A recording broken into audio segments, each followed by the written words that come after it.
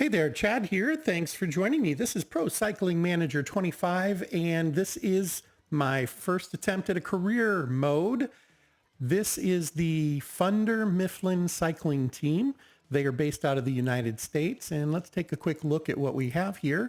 Now, I mentioned in my previous video, I'm not exactly sure how to do a career mode. If we did every last race and I ran every one of them, I think that would be a tremendous amount of viewing for anybody who really wanted to follow along. So I'm looking at maybe doing more of a highlights and talking about what I did in the meantime sort of stuff. And that's where I'm kind of going for now. Now, if you haven't played the career mode, your first week is filled with a bunch of administrative activities that are rather boring, particularly when you're not sure what they're talking about half the time.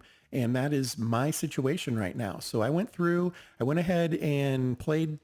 Well, I didn't play, I selected is what it really comes down to. There were tons and tons of things to pick and select. Things like how well are your riders prepared for the season from a training perspective. Let's see if we can find that. It would be fitness.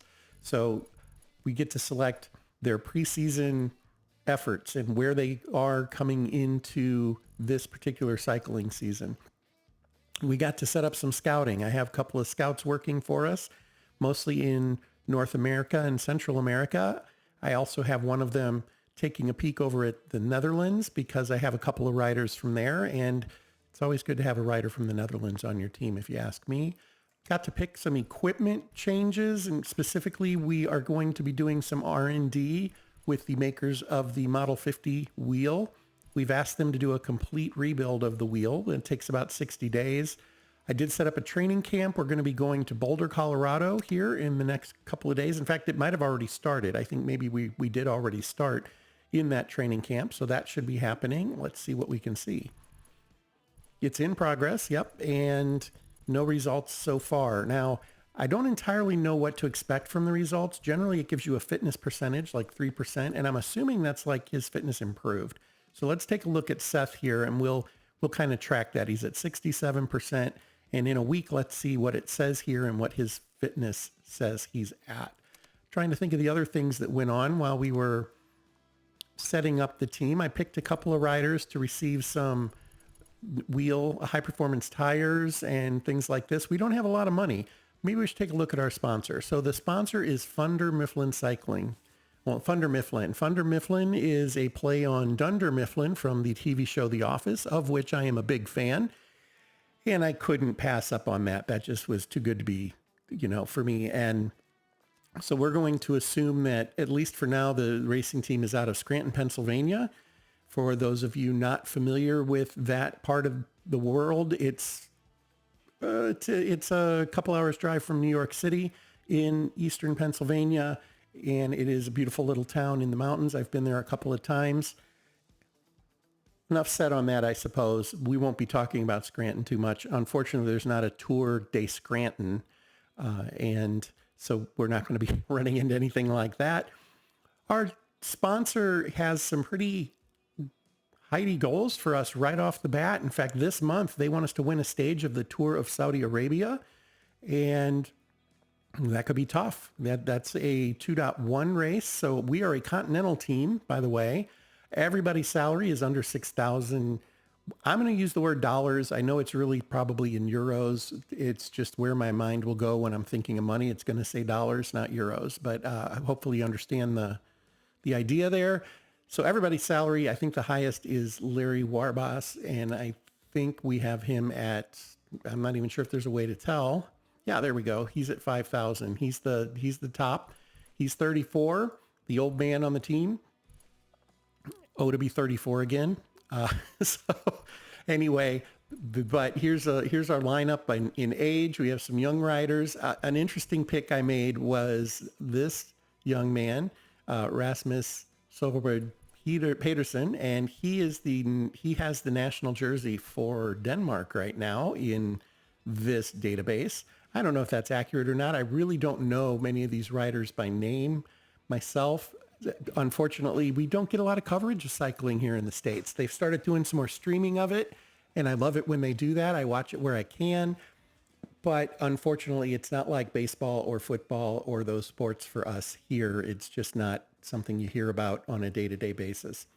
One of the things I've struggled with is how to cover races because they can be long and there can be a lot of decisions that have to be made. And I can't imagine anybody wants to actually sit through and watch every last second of those.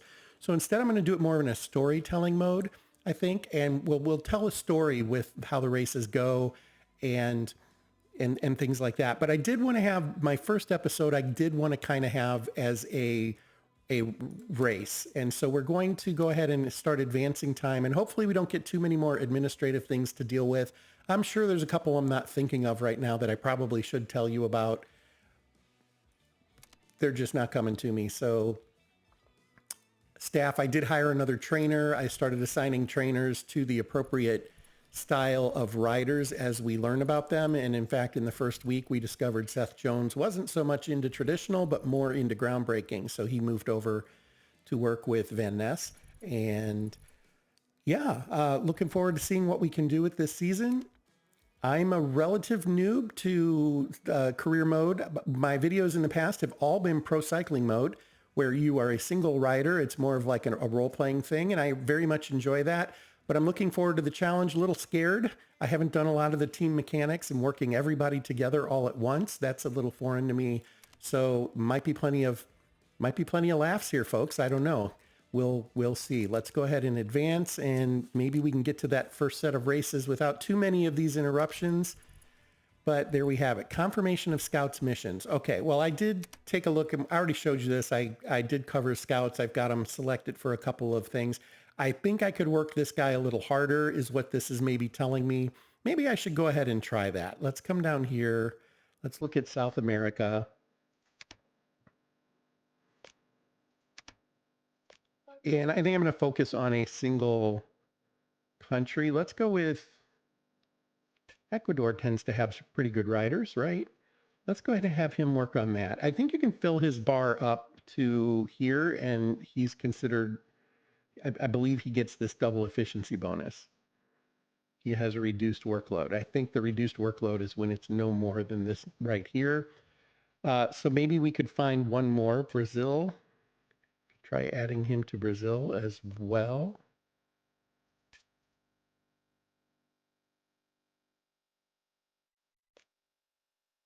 Okay, maybe it works on the entire territory. I thought maybe I could assign individual countries or something like that, but it's not looking like that really happens. I have him in North and South America. This guy was able to assign the Netherlands specifically, though.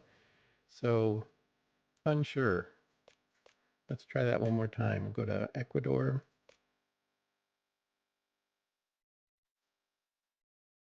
It's giving him all of South America. Okay, well, maybe that's how it works. Maybe it has to have one of these in it. There we go. Maybe it has to have a number in it for it to be selected.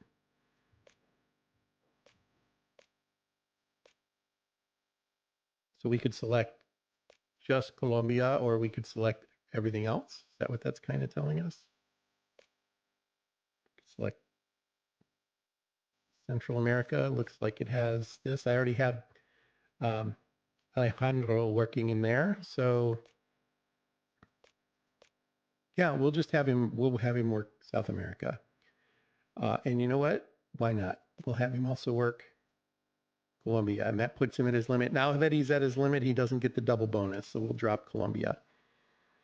We'll work South America overall, and then actually Alejandro could pick that up because I think it was just a 1, wasn't it? Nope, it's a 2. So we'll axe that. We will have him just work Central America. We could back out to the whole world. Are there any other ones that he could maybe grab hold of? I really don't know. He's going to be over in Europe anyway, right? Knowledge of territory is a 0. Yeah, that's gonna flush him out. So we're gonna leave it right here. We're gonna leave it here. I'm gonna learn how this works a little better, and we will be able to make some wiser decisions in the future. For now, we're just gonna go with it. Okay, and I'm not too terribly concerned just yet with what everybody else is doing. So we're going to just kick through here, and then we have the contract that links us to the team terminates at the end of the season, and we wish to inform you that we can give you an answer on possible extension of our partnership on end of June. Okay. Well, I guess that's better than nothing. I did select just this year for the contract. I think we'll be okay. I think we're gonna win some hearts and minds here over in their corporate world. I think they're, yeah, small businesses. That's great. That actually aligns really well. Funder Mifflin in the TV show is a paper company providing paper to small businesses throughout the tri-state region, I think is what it was. I can't quite remember for sure. Probably had to be more than that because they named 4 or 5 different states they're in. But nonetheless, let's go ahead and continue. Lots and lots more emails coming. I saw that Pear is interested. Pear is one of the possible sponsors we can use. Okay, here we are ready for our first race. And we'll take a look at this race and see what it looks like here. Fairly flat course. Pardon me. Fairly flat course there. And okay. Ends basically on a flat. I think we've got a good mix of riders here to try to tackle this. Let's see what happens. I don't think we're going to be picked for winning anything for a while. And if we look over here, that's kind of confirmed, or at least reinforced. There are none of our riders named as a favorite, and that's okay. We don't mind. We're not terribly good right now anyway. Brand new team, first race out of the gate. Let's hope we get a top 50. I don't know, maybe a little better than that, maybe a top 20. We'll try to figure that out. Everybody's going to use the same equipment for now. I think we're good there. And then from a strategy perspective, I think I like that. Good. Wisniewski is a little bit of a sprinter. Not incredible, but decent. And then I do like to have somebody that's willing to go out on an attack here and there. I almost think I want to make it somebody else, though. Peterson maybe I'll have Rusin follow attacks. Maybe we'll just go with that for now. Okay, let's head over to the race.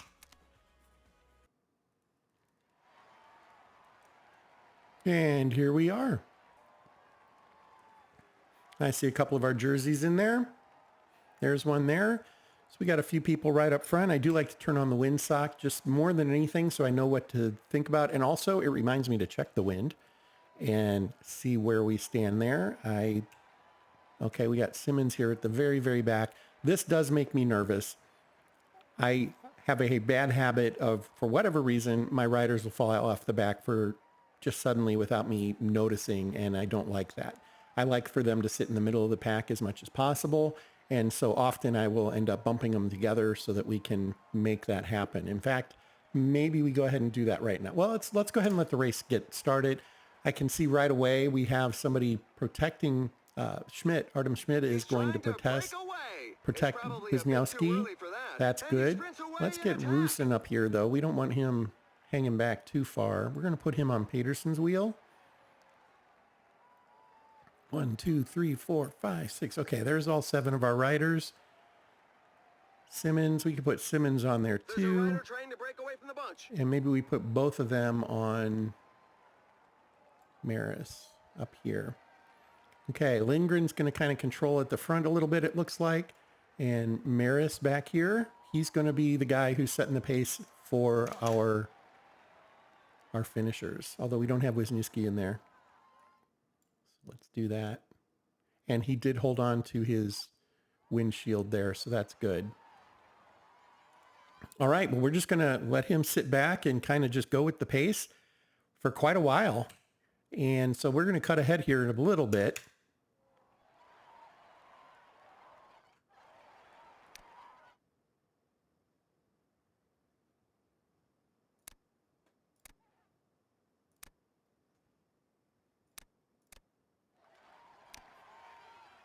Okay, we're coming up to the first significant slope that we're going to be climbing, and I'd like to make sure I'm paying attention there because that's where things tend to fall off the rails for me often.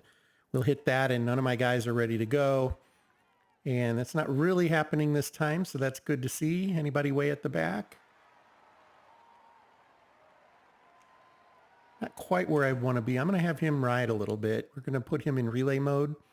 Maris there, and that'll pull him up some. Once he's up to the front, right there, I'm going to go ahead and now I'm going to have him sit up again, try to conserve some energy. So the reason I do this is on a hill, it's kind of hard to tell, but your front guy is going to have a much higher pulse than the guy at the back. And pulse equals using energy. So you want these numbers to be low when possible. And again, hill isn't a great way to watch that because everybody's effort is a little different on the hill than it is on the flat. I think they have a bigger spread. Some people just are built for climbing more than they are for just the standard riding and vice versa. So I think you see a different kind of spread there. Maris, very good climber, and he's the reason that's the reason I picked him to kind of be the puller here through this part of the course. I don't have to worry about him too much. Wisnowski, not sure how to say that, folks. Apologies. He's not so much of a climber, although he's got really good numbers today. He's a +3. So his numbers aren't bad. He's able to do the work, I suppose. And is Lundgren getting us water? Is that what he's doing? Nope, not yet. I do need to have somebody do that. How far back are we spread? We're doing okay there. Maybe we'll go ahead and make it Lundgren that does that. He's kind of pacing back and forth a little bit anyway. And okay, so the breakaway is 5 minutes ahead. That's not unattainable as far as catching them. So I'm not going to worry about that too much. Lindgren just grabbed the water bottles and he's heading back up through the pack. So far, so good. We got one more. We got this climb here and then one more. And then most of the rest of the race is downhill, at least on average. Schmidt doesn't have water yet. Peterson doesn't. Maris doesn't. There we go. We now have water. We're good. Wasn't us, so nothing we can do about that. And we're going to let him ride again for a bit. He is sitting up right now. That's good. And that lead is down to under 5 minutes now. Here's that other climb. And this isn't the worst time. I'm going to go ahead and have him push just a little with relay. That'll push him closer to the front and he'll kind of push those guys some. And hopefully what happens is we close that gap because we're working harder than the guys in the breakaway. It's coming down. It's down 20 seconds now. Go ahead and step up to 75. Also, this kind of gives me a means to see where my team sits, and we're pretty cohesive here right now. That's good. We got it down under 4 minutes on the breakaway, so that's good. We're going to go ahead and sit up for a bit and speed up. Again, I like to make sure nobody's falling off the back here. There's a lot of things to monitor when you're watching this to make sure that that doesn't happen. You've got the bars over here on the left. You've got just positioning, seeing what's happening, seeing if somebody's breaking away. And of course, going 500 miles an hour like this isn't helpful. Maybe sitting up here and watching for a minute could be fun.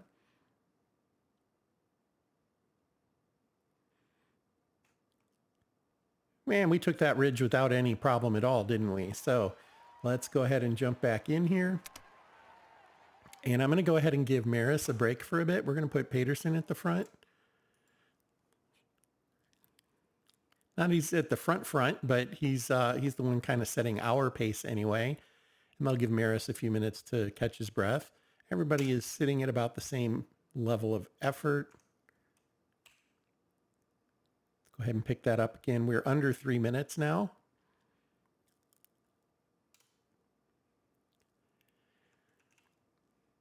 Down to about 55 kilometers left for us.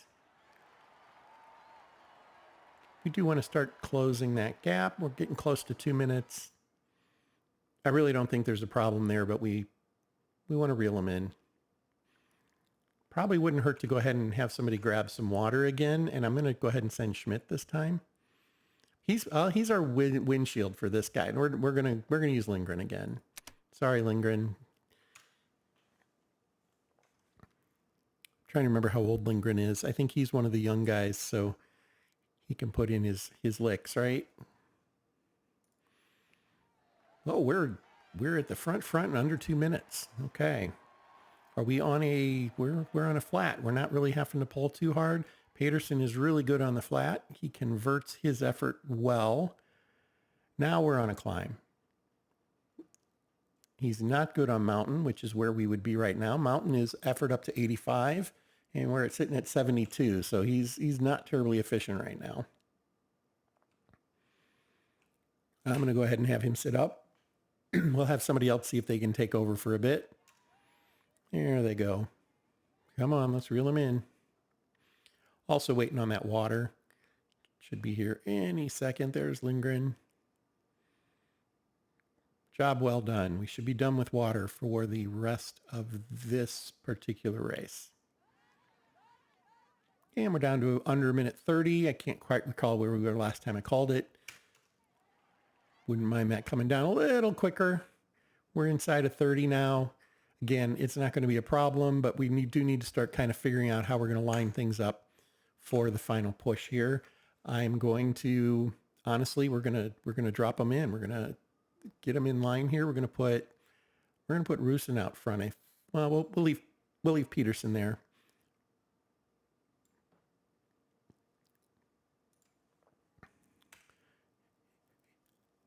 And we're going to have to start working a little bit. Here's a little mini hill. And we're going to start bumping these numbers up to catch those guys. And I'm going to go ahead and use his gel. And when his gel kicks in, I'll pick the next guy.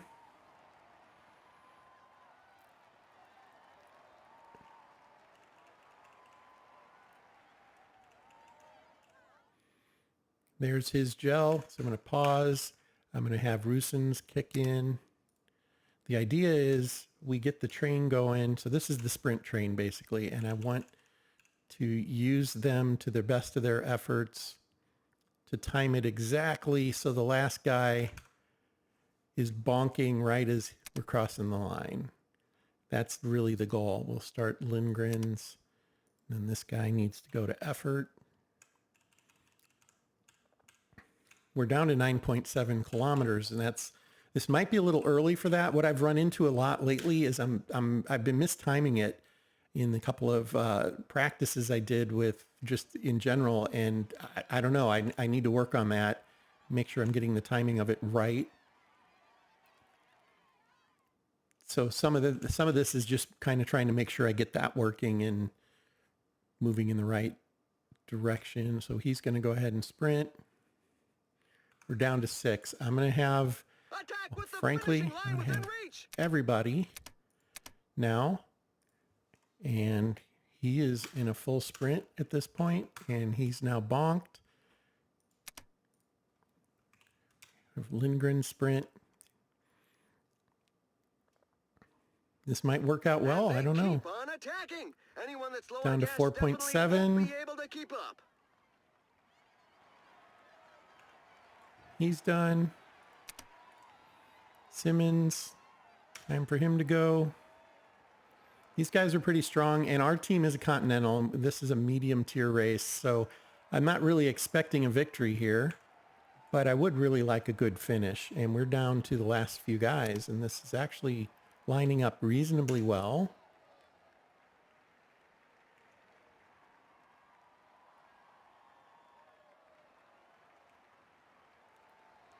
I think I'm going to be peaking a little too early, though. I think that's what's really going to happen here. So he's done, and we're going to let the last two guys go and do their thing. I'm just going to put him on effort. And now he's going to sprint. See about getting Maris to sprint. We should have a top 10. I'll take that. And there's the finish. Oh, we should go to the sprint cam. Oh, we missed it. I don't know what that was. Oh, am I at the wrong one? I was at the wrong line, wasn't I? Ugh. My bad.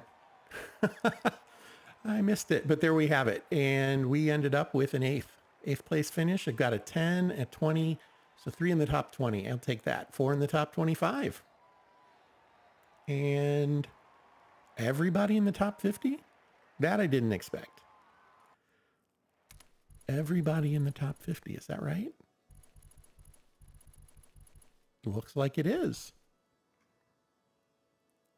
Okay.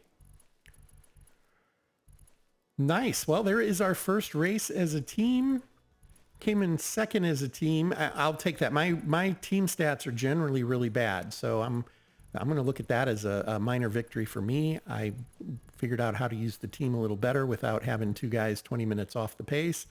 So I'm happy with that, and we will move on. I will check these emails real quick, but it looks like the majority of them are about other teams' outlooks, and I'm just not going to focus on that just yet. We'll come back around and look into those in the future. But now we have Pear from the United States. They are a retail giant who are showing some interest in our project, and we can go look at the prospecting page to see what that looks like. Okay. Possible increase in funds depending on reaching objectives. Excellent. That's with our current sponsor, who's a size 3. Pear is apparently, I'm going to say smaller. I would think 2 is smaller. And Sunflyer is another company that's kind of looking at us. Long-term vision on sponsorship. Wants a few riders from the following country. Very important to them. Wants to be associated with a maximum of one other sponsor. Interesting. So there's a lot of things you have to kind of balance here, and we're going to have to learn about that. I haven't had to work with that in the pro cyclist mode. It doesn't have you do those things. So coming back in here into the rest of this mail, let's see where we see that other sponsor possibility. I saw there was a Tour de France update here. Obviously, we're not going to be in it, but I thought I could at least take a look. So there we have it. End of training camp in Boulder. Yes, let's take a quick peek at that as well. We had taken a hard look at Jones. He was at 67, and I wanted to see if there was some sort of obvious change there. So it says 4%. So is he at 71 now? He's above 71. We did have a race, so it would have been better to look at it right there when it ended, but before the race, because races can help their fitness. But I bet that's what it is. It improved, this particular thing improved his fitness a little bit. Now, I'm not quite sure what these would mean, so I do want to pay a little closer attention to that. He did race. Who's somebody who didn't? Larry Warbasse did not join us. His fitness is 94.